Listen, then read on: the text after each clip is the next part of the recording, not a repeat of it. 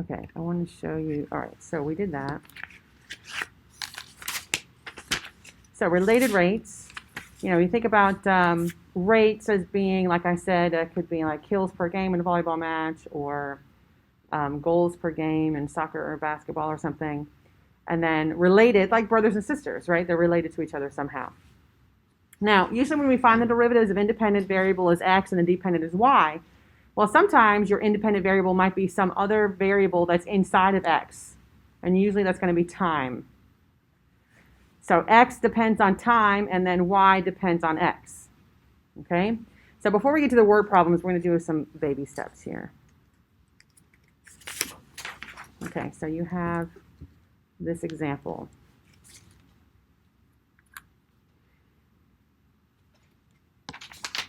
All right. We want to find y. We're given y equals x squared, and we want to find dy dt. And at this point, you're like, there's no t, there's only an x and a y. When x is equal to 6 and dx dt is equal to 3. So instead of sweeping through a derivative of finding dy dx, we're going to sweep through and we're going to find derivatives with respect to time. So remember when we were finding derivatives as implicit before, every time we had a y, we wrote dy dx, and every time we had an x, we were writing dx dx, which has turned out to be useless because it's just 1. Well, now we're going to do that same thing, but it's going to be dy dt or dx dt. Okay? So we're going to take a derivative of y, which is just going to be 1, but we're going to write dy dt. Sorry, I said t, but I wrote x. Dy dt. And the derivative of x squared is 2x, but we're going to write dx dt. So essentially what I've done here is I've taken that entire equation and I've done a d dt, taking a derivative of each variable with respect to time. And then writing the dy dt is like doing the chain rule, because you do the derivative of the outside, which is 1, times the derivative of the inside, which is just dy dt. And the derivative of the outside would be the 2x, and the derivative of x would be like 1, but we write dx dt. So far make sense? Okay, that was just like the implicit differentiation, just sweeping a derivative through.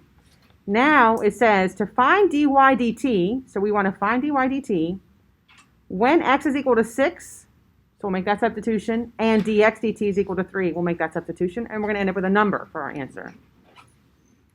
Okay, so we just have dy dt equals 2 times 6 times 3.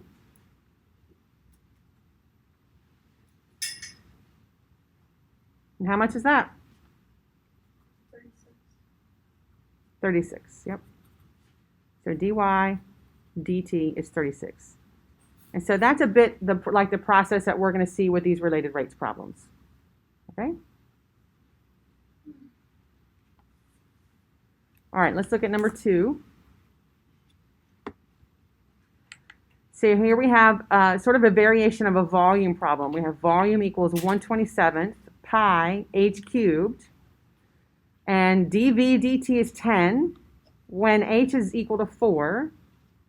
So this is sort of like a snapshot. So they're saying that, and we'll talk more about this in a minute, but the change in the volume with respect to time is 10 at the moment when the height is equal to 4, and we want to find dh dt in terms of pi. So we want to sweep a derivative through here. So on the left-hand side, what's the derivative of v? Just 1. But we're doing it with respect to time. So we're going to write 1 dv dt.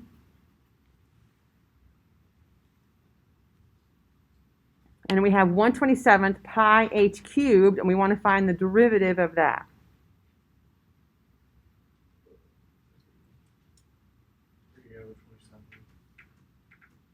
Mm-hmm.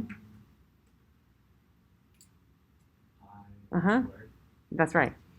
So that the only thing that's a variable here is the h, right? Remember, pi is a number. So we're just going to bring that 3 down to the front. So we can call that like 3 times 1/27 times pi times h to the second power. And then we have to write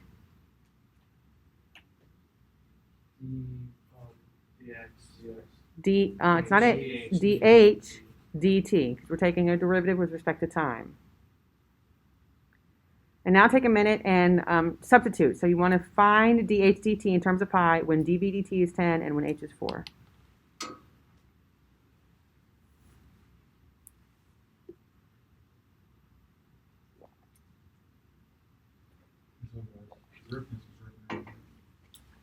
No, I took it home and forgot to bring it back.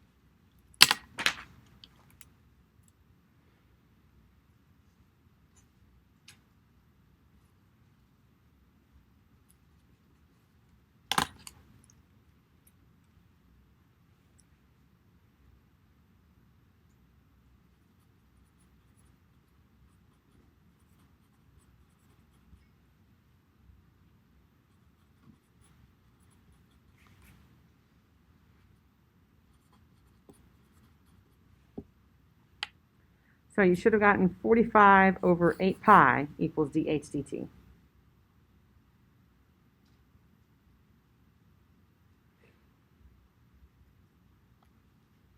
What are your questions about that?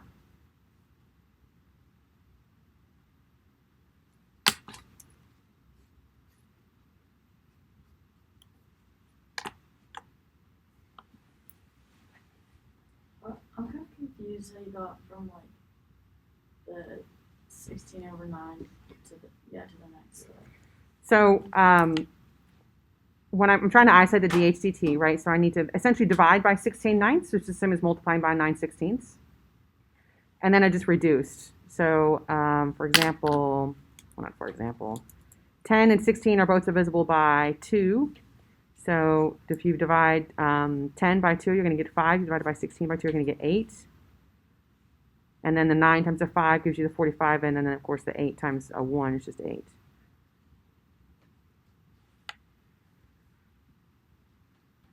Of course, 90 over 16, you can also just do 90 divided by 16 in your calculator and then turn it back into a fraction, and it'll reduce it for you. All right, so those are sort of the nuts and bolts for how we do the related rates, like the skill piece of it. The challenge for them is to figure out how to set up the problem, because they're going to be word problems. Are you ready? So the procedure that I have is that you're going to want to draw a picture. You're going to label your constants. That's going to be like your snapshot, so that you're given rates and the target and what you're looking for. So sort of like at this problem, we were looking for dHdt, and we were given dBdt when h is equal to 4. That's like your snapshot. And then you're going to write an equation that relates those variables, and you want to differentiate with respect to time implicitly. That's what we were just doing, and then plug in your values and solve. So before we get into the first word problem, I have some animation to show you. This is a program that's called Geometer Sketchpad, and somebody made all of these different files. So, and they all are animated. Like this one, it's supposed to represent people on side-by-side escalators, and the rate that you're looking at is the distance between the people. So you're looking at the rate of the up escalator, the rate of the down escalator, and their distance between the people. So those would be your related rates in that problem. This one would be, he's got a rope, and then up there is a pulley, and it's on the other end of the rope is the lantern, and so you're looking at his shadow is changing as he is moving, and then of course the height of the lantern is moving, and the distance between him and the pulley is moving as well. These are actual AP problems in past exams. This one you're looking at time, and of course the distance between the ends of the hour hand and the minute hand.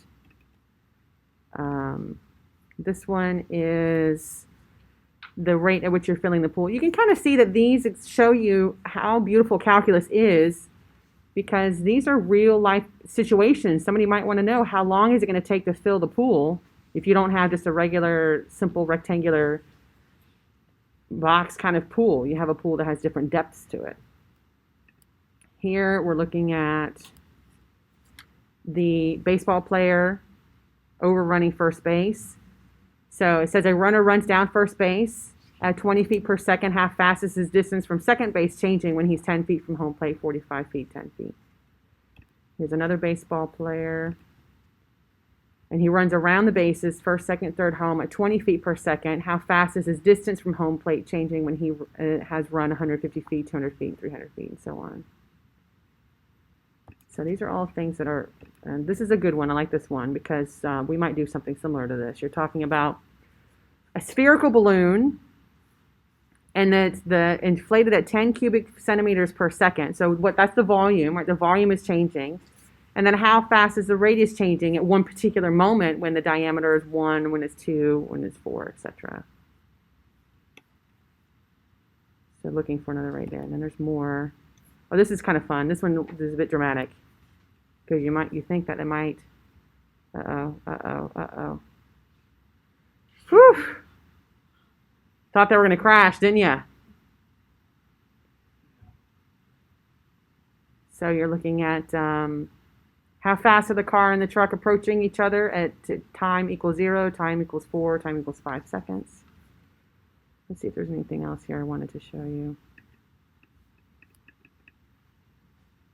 There's a kite. I think the kite is the last one. And this one would be, how fast is the string being paid out?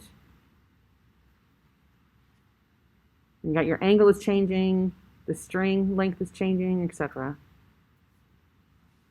And the kid is not wearing a shirt, so that's cool too. And he has no nipples. He has no what? He has no nipples. Thank you, Holden. I've never noticed that. Okay, so let's go back to this. All right, so this is considered a simple one. The length of a rectangle is decreasing by 2 inches per second, and the width is increasing by 3 inches per second. At the moment when the length is 10 inches and the width is 6 inches, how fast is the perimeter changing? Okay, so you can understand that if you have a rectangle that's changing, the perimeter is going to change, the area is going to change, etc. So let's make a little list of our snapshot here. This is what I like to do. Make a little list of our snapshot of what we have and what we're looking for. And this is a good way to get some partial credit points when you're doing this on a test. And we can also draw a picture, right? It's just a rectangle where maybe we call that your length and call that your width. So the length is decreasing at 2 inches per second. So that's a rate. Yeah? So we're going to call that's your dl dt. And because your length is decreasing, it's actually going to be negative 2 inches per second.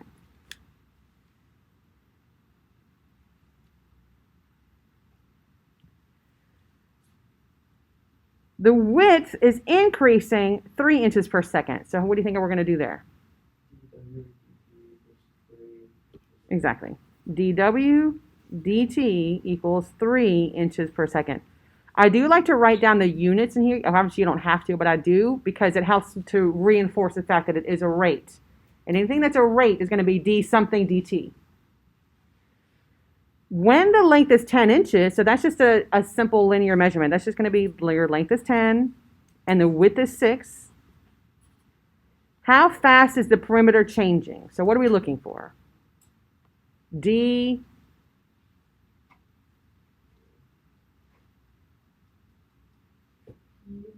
There we go. We're looking for dp dt. dp dt. Of course, so when we were looking at the how-to here, we were saying draw a picture, label the constants, that's your snapshot, the given rates and the target, so we did all that. Determine the equation that relates to the variable. So if we're looking for the change of the perimeter, we need an equation for perimeter. What will that be? P equals, Two L Two plus- W plus two L. yeah, 2W plus 2L. Okay, so that was determine the equation that relates to variables. Now we're going to differentiate with respect to time implicitly. So we're going to sweep a derivative through each of these terms, like we were doing in the other examples. And then we're going to plug in the values that we have and solve for what we're looking for. So we're going to do, essentially, again, what we're doing is we're saying d dt. We're sweeping a derivative through each term with respect to time. So the derivative of p is going to be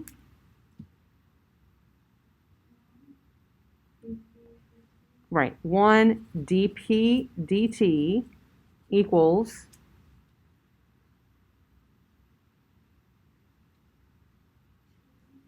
two, DL dt. well, I have w first. So I'm going to do dw dt, but if you have L first, that works as well. Plus 2 dl dt. We've done the derivative, and so now you're going to plug in the values and solve. So we are looking for dp dt. We're going to plug in for dw dt, and notice that we're not plugging in the L and W because those all disappeared. Owen, open your eyes. That's the problem. Great. Why don't you do the next one then, smarty pants?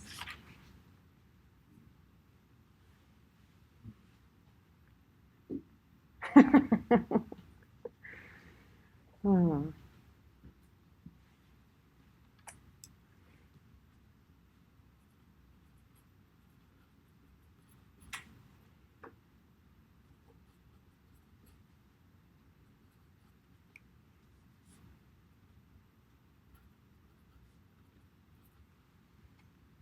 And what will our units be there?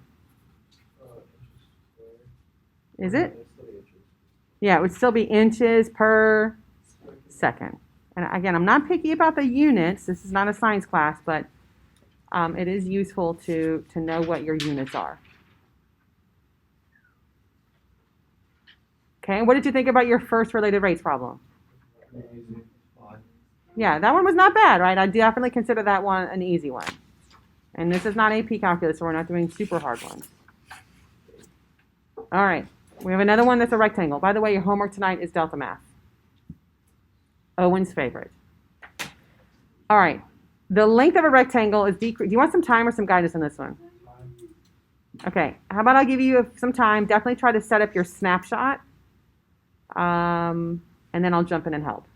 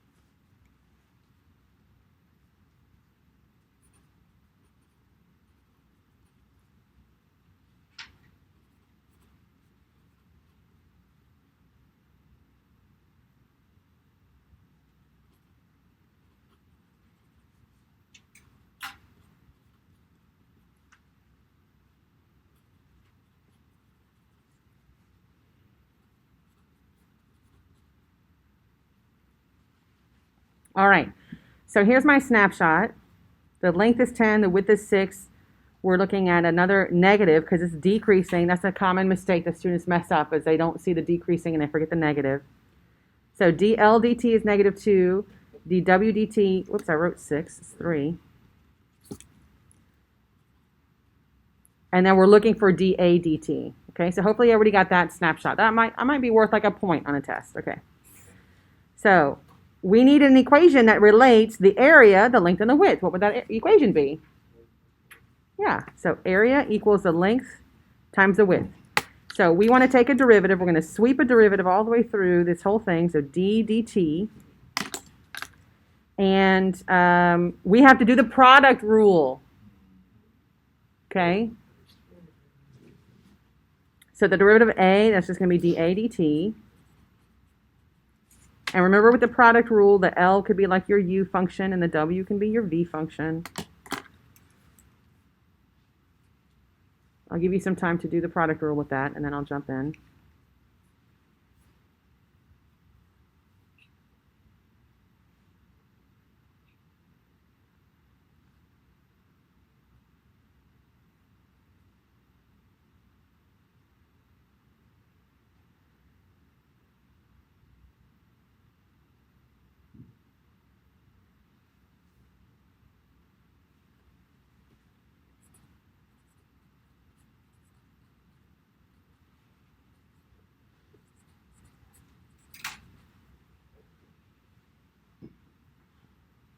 All right, so for the product rule I have the u function, hold that first function, times the derivative of the second function, which is just going to be 1, and then dw dt, plus hold the second function, v, times the, v, times the derivative of the first function, which would just be dl dt.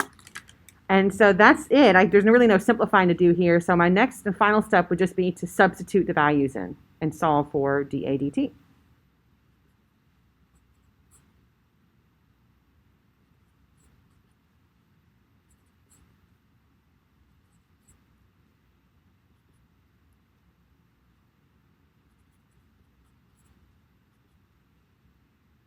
So that would be 18, and what are the units on that?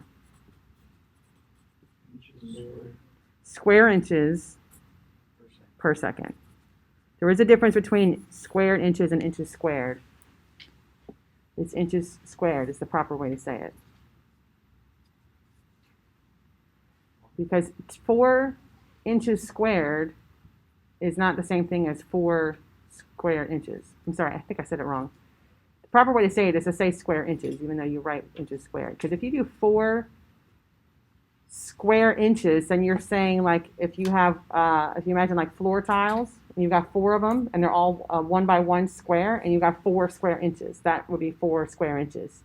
But if you're saying 4 inches squared, then you're saying you got 4 inches by 4 inches, which would actually be 16 square inches.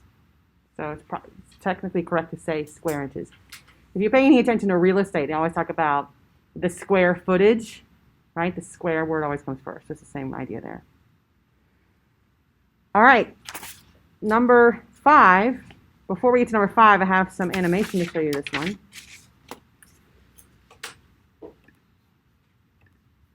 Okay, so this is a GeoGebra file here.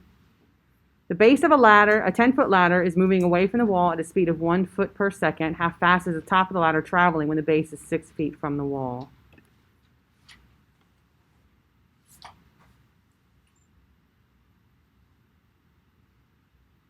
So, is the length of the ladder changing? No. So, we're looking at what type of a geometric shape here? A right triangle where the hypotenuse is going to be the same, right? The hypotenuse is not going to change because that's your ladder. But you can see that the horizontal leg is changing because it's increased, it's moving further away from the wall. But the distance of the top of the ladder down to the floor is decreasing. Okay? So we're going to do an example like that.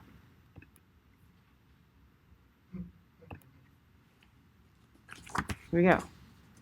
A 13-foot ladder is leaning against the wall and sliding towards the floor. The top of the ladder is sliding down the wall at a rate of 7 feet per second. How fast is the base of the ladder sliding away from the wall when the base of the ladder is 12 feet from the wall? Do you want some time to set up your snapshot? All right, try that.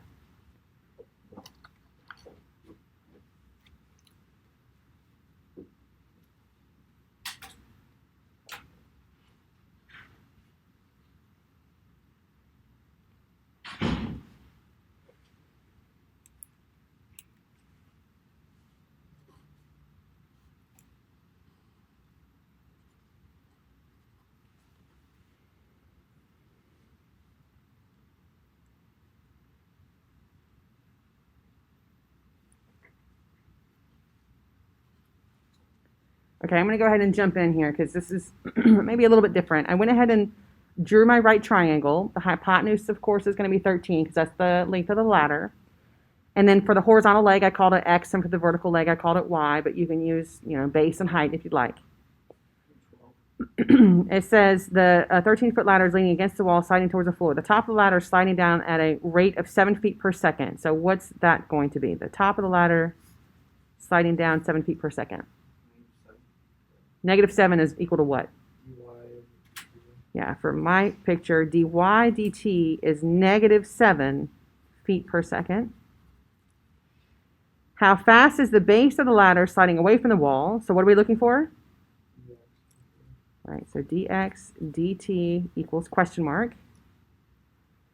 When the base of the ladder is 12 feet from the wall. So when x is equal to 12. Can we find out what y is? We can and we should actually go ahead and find out what y is. So we can go to the Pythagorean theorem, x squared plus y squared is going to be 13 squared. And you might know this because it's actually a Pythagorean triple. So 12 squared plus y squared equals 13 squared.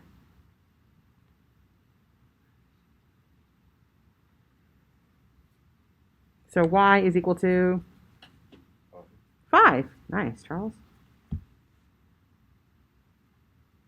And that's a 5, 12, 13. It's a Pythagorean triple if you had that one memorized. But again, you can use the Pythagorean theorem if you didn't know that. So we have actually 4 things on our snapshot here. 3 things that we know, 1 thing that we're looking for.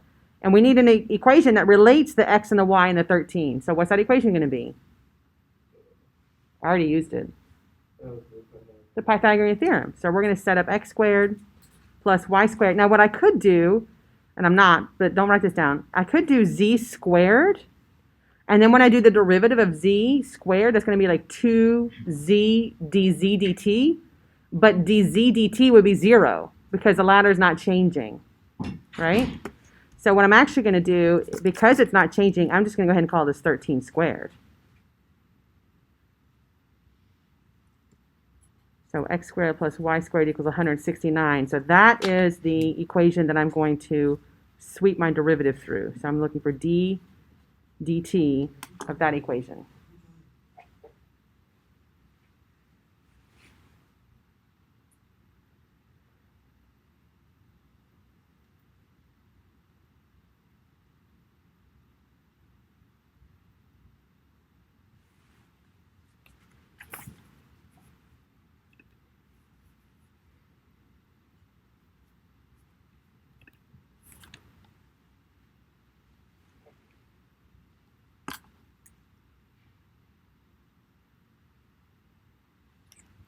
So when I do the derivative of x squared, what am I going to have? Yeah, 2x, and then dx dt plus 2y dy dt equals 0. So what I was saying before, if I had done x squared plus y squared equals z squared, on this side I would end up with like 2z dz dt, but since the ladder is changing, we'd be looking at like 2 times 13 times 0. So it would still make that whole term equal to 0 on the other side. That's why I didn't even bother with that, but you could do it that way. And now substitute the values that you know and find the value that you don't know.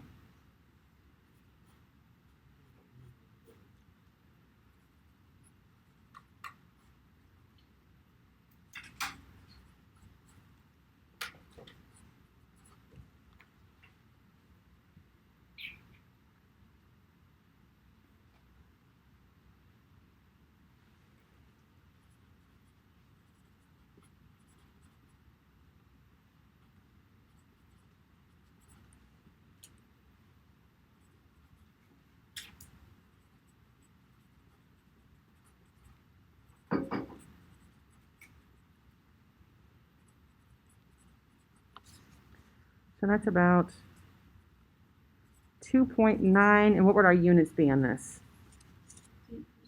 Feet per second.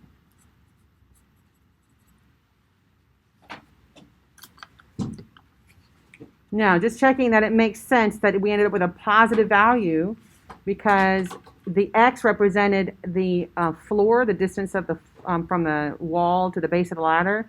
And since the ladder is sliding down, of course, that distance would be increasing. So that makes sense that we got a positive value there. So it's okay if you get a negative rate for your answer. Just make sure that it makes sense in the context of your problem. Because again, a common mistake is that students will forget the negatives when the rate is decreasing. All right, that's all I have for today. Your homework is Delta Math. I think we will definitely do another example, maybe 2 examples tomorrow. Yes.